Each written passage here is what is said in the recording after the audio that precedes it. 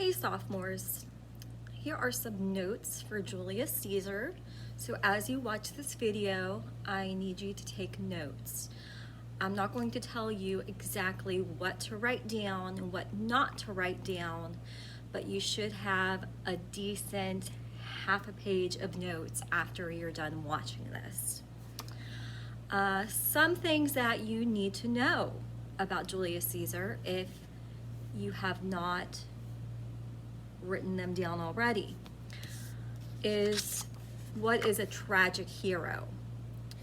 A tragic hero is a protagonist in a story or play, and this protagonist has a flaw in his or her character that leads to his or her downfall.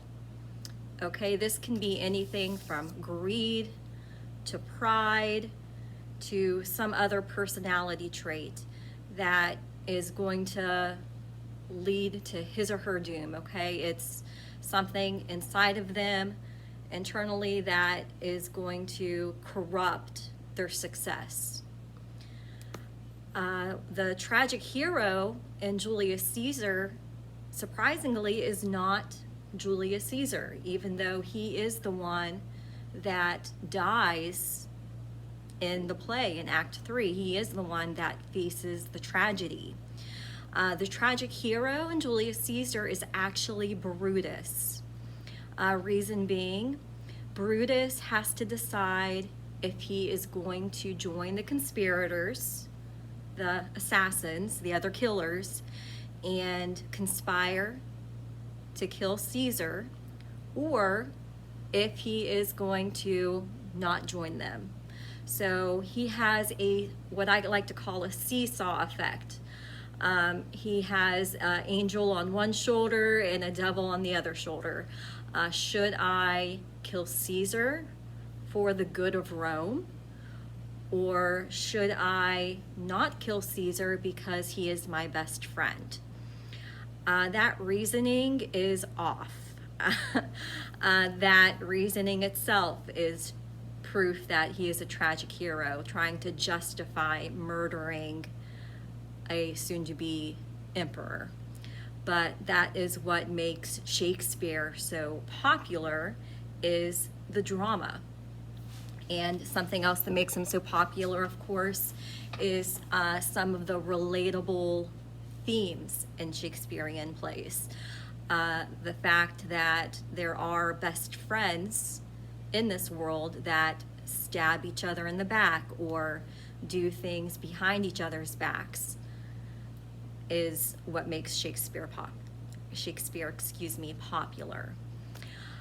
Something else to be informed about, remember, as you're watching this video, you need to be taking down notes, is this is a tragedy, but it's also a political play. Politically, it is not historically accurate. Okay, for the most part, yes, it is based on real historical events. But Shakespeare was a playwright. He was writing to make money. He wanted to have a stage full of actors, and he wanted an audience out in that Globe Theater. At the time, the theater was in the shape of a globe. And that was his main objective, okay, was to get an audience, to entertain. So he had to develop this character of Julius Caesar to have a good story, almost like some movies you might watch that are based on real events or real people. There's going to be some differences, or a lot of differences, so that it makes a good story. Some differences between the historical time period and the time period in which something really takes place is called anachronism. So I'll repeat that. Anachronism is an inaccuracy according to the time. So understand, Shakespeare published Julius Caesar in 1623, okay? But Julius Caesar was born in 100 BC. The time of the play took place in the 40s BC. So 40s BC to when this play was published, 1623, huge difference. So when Shakespeare was writing, there are some anachronisms. There are some inaccuracies according to time. For example, there's mentioning of a clock. No clocks existed in ancient Rome. At one point, someone mentions a sleeve. At the time, in ancient Rome, people wore togas, so they wouldn't have sleeves. So there are some inaccuracies there. Other historical inaccuracies include some facts about Julius Caesar himself. Already, I believe it's, yes, scene 2 in Act 1. Cassius, who is jealous of Caesar, tells some stories of events that he and Caesar went through. He talks about how he and Caesar were swimming and Caesar was about to drown and he saved him from drowning. Historically, it is known that Caesar was a very good swimmer, but Shakespeare made up a lot of this dialogue, okay? And he added some historical inaccuracies or added some lies to add to the personas he was trying to create. He wanted us to see Caesar as someone who had weaknesses. He wanted us to have a very interesting dialogue to follow. And by adding these inaccuracies and by having these little stories or anecdotes, we're able to develop a background on the characters to better set up what is about to happen. Some other information.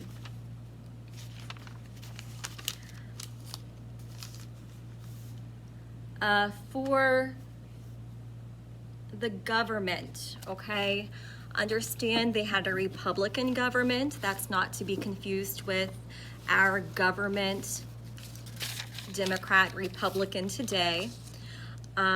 We had civil unrest and discontent in ancient Rome during the 40s BC between the plebeians and those who were in government.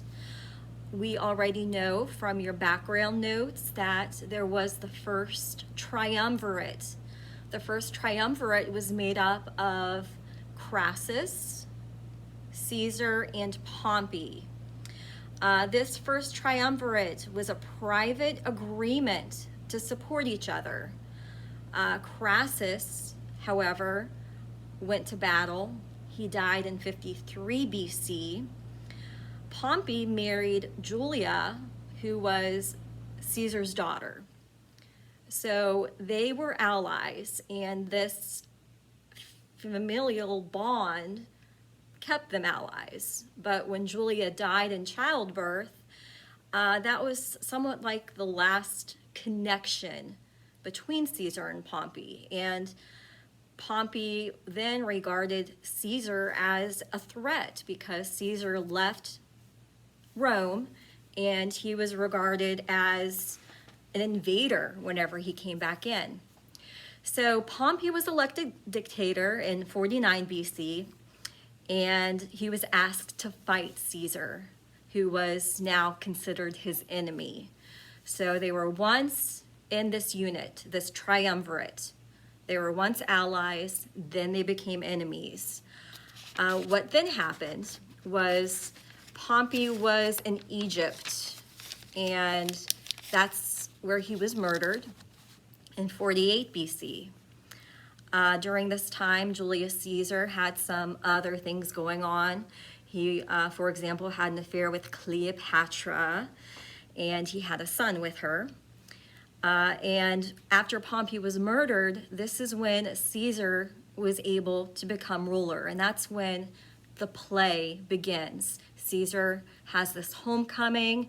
We have the commoners, the plebeians on the streets on a work day celebrating his return, and then we have the republicans, the Pompeians, remember, those who are grieving the loss of Pompey and who are anti-Caesar, not wanting to celebrate Caesar, wanting, for example, Marulus and Flavius telling the commoners to get back home and taking the decorations off of Caesar's statues. Caesar is known to have filled the Senate with his allies, with his friends, and some, however, were worried he was going to become king. 7 years after Julius Caesar's death, this fear actually did occur. Octavius, his nephew, took the name of Caesar, Octavius, and became the first Roman emperor. And then there was the second triumvirate. But the main points are, we have a man who came home who is going to try to become emperor, and we have ancient Rome divided. We have the commoners, and the commoners are Team Caesar, and we have the republicans, the Pompeians, who are anti-Caesar, and there's conspirators within this Republican group who are going to try to assassinate Caesar before he is crowned king. One of those Republicans is Caesar's best friend, Brutus, and Cassius tries to get him to join because, as I mentioned earlier, tragic hero, the seesaw effect, not sure what to do, the angel on one shoulder and the devil on the other. At this point in the play, Brutus hasn't decided. Cassius, at the end of scene 2, has this soliloquy. Soliloquy is whenever a character is alone on stage and is able to express his feelings to the audience, his inner thoughts. He says he needs Brutus to join everyone, the conspirators, and he's going to convince him by giving him letters, throwing letters through his window, through different handwritings. So he's going to forge letters from different Roman citizens praising him and asking for his help, acting as if they're afraid that Caesar is going to become king, and it's going to be that call of the people that's going to be the final push to get Brutus to join.